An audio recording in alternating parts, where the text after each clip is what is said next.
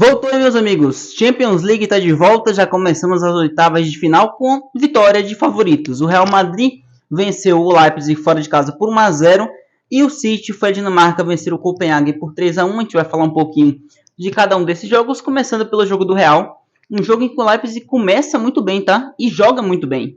Realmente a partida do time do Marco Rose foi extremamente competitiva. Se você pega os números do jogo, é uma partida bem equilibrada. E você viu isso durante a partida também. Uma pressão alta que deu muito trabalho para o Real Madrid. Alguns erros forçados pelo Real, obviamente causados pelo time do Leipzig, nessa pressão na saída de bola. O Real se embananou algumas vezes. O Leipzig, inclusive, consegue um gol com menos de 2 minutos, 1 minuto e meio, que foi anulado e que foi a grande polêmica da partida, né?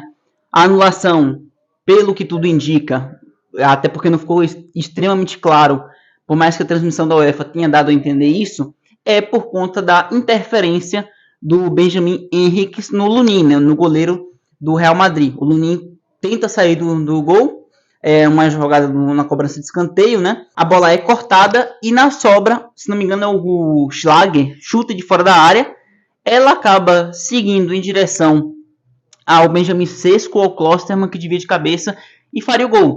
Em posição legal, não havia impedimento do jogador do Leipzig que faz o gol. Até então, naquele primeiro momento, inclusive, quando o VAR vai para a análise do lance e valida o gol, eu disse, já tem alguma coisa errada aqui. Para mim, o gol era legítimo e, obviamente, porque pela própria imagem no momento do lance, dava para perceber, até com aquele frame do lado do campo, dava para perceber bem claramente que ele estava em condição legal. Mas o VAR, ao que tudo indica, invalida o gol pelo impacto e pela interferência do Henriques no Lunin. E realmente, desde o momento em que o escanteio é cobrado, o Henriques estava ali muito próximo ao Lunin, impedindo de certa forma a movimentação dele. Mas não era o que contava até então, porque ele poderia estar em posição de impedimento, ele poderia estar basicamente por ali naquela região, mas quando há o toque na bola que vem gerar a suposta assistência pro gol do Leipzig, ele interfere na participação, na movimentação do Lunin de forma direta, ao que entendeu o VAR, e isso é passível de anulação do gol, já que não se pode interferir ou estar à frente da visão do goleiro. Esse é o motivo pelo qual o VAR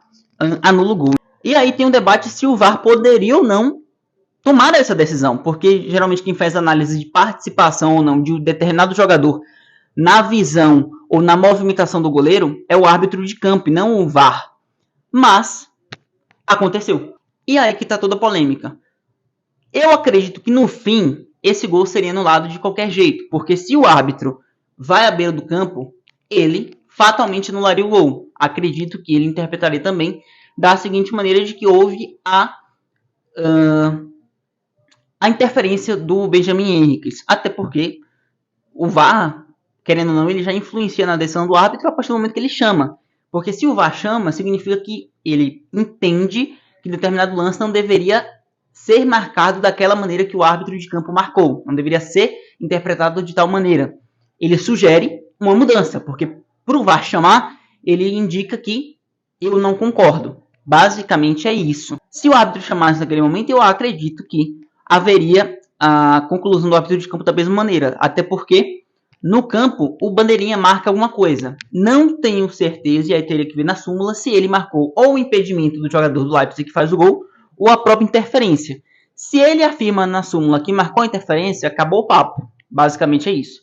Mas vai ser pano para manga para alguns debates e algumas divergências, sem dúvida nenhuma.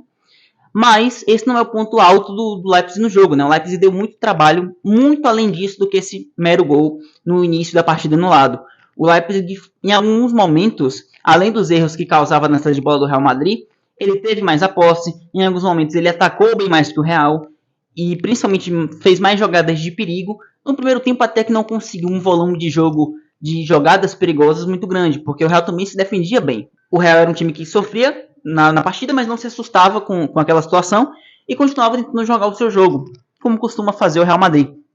E o Leipzig pressionando, indo mais para pressão alta do que o Real Madrid e tudo mais. O jogo se desenhou dessa maneira, basicamente o primeiro tempo inteiro e boa parte do segundo. A diferença é que no segundo tempo o Brahim Dias decidiu fazer um gol à la Messi, porque a movimentação é semelhante, chama um pouco a minha atenção, porque parecia, óbvio, né? Não estou querendo comparar um jogador com outro, a gente sabe da diferença nítida de qualidade que existe. Mas o gol chamou um pouco a minha atenção pela semelhança com a movimentação. É um baita de um golaço, ele dribla 3 jogadores, dribla um, deixa mais 2 para trás na velocidade, no controle de bola, e bate de chapa para fazer um golaço, que daria números no finais da partida 1-0, mas mesmo que o Brahim Dias tenha decidido os números do jogo diretamente com o gol dele, eu acho que o Lunin foi o melhor jogador da partida do Real Madrid, porque foram 9 defesas, ele continuou fazendo boas participações e intervenções na segunda etapa. O Leipzig teve mais algumas oportunidades, no segundo tempo inclusive tem uma jogada do Xavi Simons, que ele dá um chapéu no cross e chuta, o Lunin defende, tem o Benjamin Sesko ali nos últimos 10 minutos, que sai cara a cara, com uma chance muito clara, né, cara a cara com o Lunin, e ele faz uma defesa espetacular. E tem mais uma movimentação, uma defesa, perdão, que ele também faz quase que um milagre, se não me engano, é um chute do Aidara, que a bola sobra no escanteio. O Aidara pega de primeira e o Lunin vai fazer uma baita defesa. Foram 9 defesas ao todo, 3 delas muito difíceis, então para mim não tem questionamento de que o Lunin tenha sido o melhor da partida, tanto pelo lado do Real Madrid quanto pelo lado do Leipzig. Num jogo tão equilibrado, o Lunin acabou sendo o principal nome do Real Madrid. Inclusive, chama atenção, né, porque o Real foi ao mercado no início da janela, quando o Courtois se machuca, para buscar um substituto, por não ter a total confiança no Lunin. O Lunin já estava lá. O Real vai, contrata o Kepa por empréstimo, na minha opinião, de maneira errônea. Eu falo isso há muito tempo já. E o Lunin vem ter mais oportunidades a partir ali de outubro, novembro do ano passado, e consegue chegar ao momento do mata-mata na Champions, sendo o jogador com mais confiança para assumir a titularidade no gol do Real Madrid, pelo Ancelotti. Para mim já seria desde o momento que o Courtois se machucou. Acho que não iria atrás do Kepa, iria subir algum jogador da base e dar chance ao Lunin, porque já via nele potencial, pelas poucas partidas que ele tinha tido de oportunidade de fazer.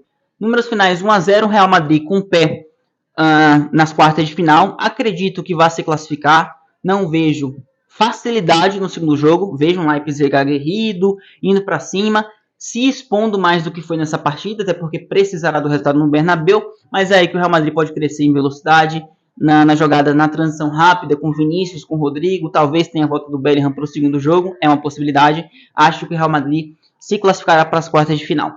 Falando do outro jogo, o jogo entre Manchester City e Copenhague, um jogo em que o City fez o que sabe fazer, vencer com mais posse, dando muito trabalho ao adversário, com muita pressão, muito volume de jogo, mas diante de um consistente e qualificado Copenhague. A gente já tinha citado, inclusive, aqui no canal, quando esse jogo foi sorteado, né?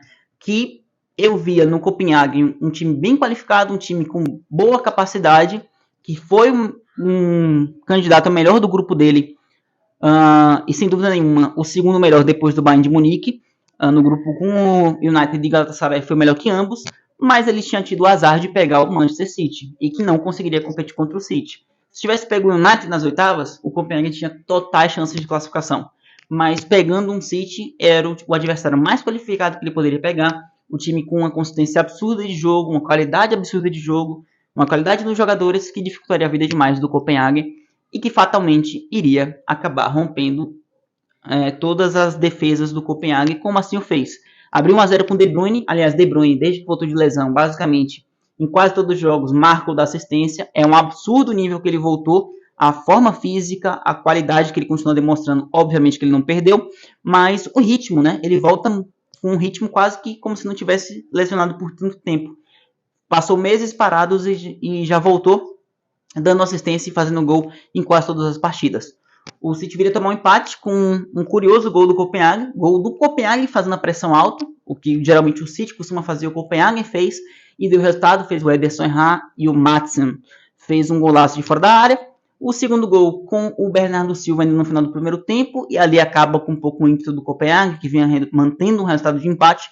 No segundo tempo, no finalzinho,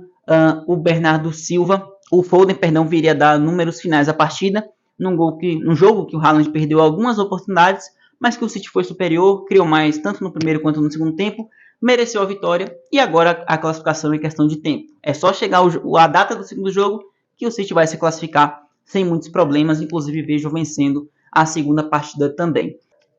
Amanhã nós teremos PSG e Real Sociedad e, se não me engano, Lazio e Bayern de Munique, talvez eu esteja errado, mas sendo qualquer uma das hipóteses, qualquer um dos jogos, nós estaremos aqui para comentar um pouquinho, mas provavelmente na quinta-feira, porque amanhã eu trabalho, não poderia acompanhar os jogos ao vivo, e aí vou ter que chegar em casa do trabalho, vou chegar tarde para gravar, para analisar, para estudar sobre o jogo, talvez assistir as duas partidas, mas pelo menos uma eu devo assistir, para vir falar com vocês na quinta-feira sobre os jogos. Peço perdão, mas a vida lá fora chama também. Mas conto com a presença de vocês na quinta-feira. Muito obrigado. Para você que está chegando por aqui agora, seja muito bem-vindo. E no mais, compartilha para a gente trazer mais pessoas aqui para a nossa família. Valeu, até o próximo. Tchau.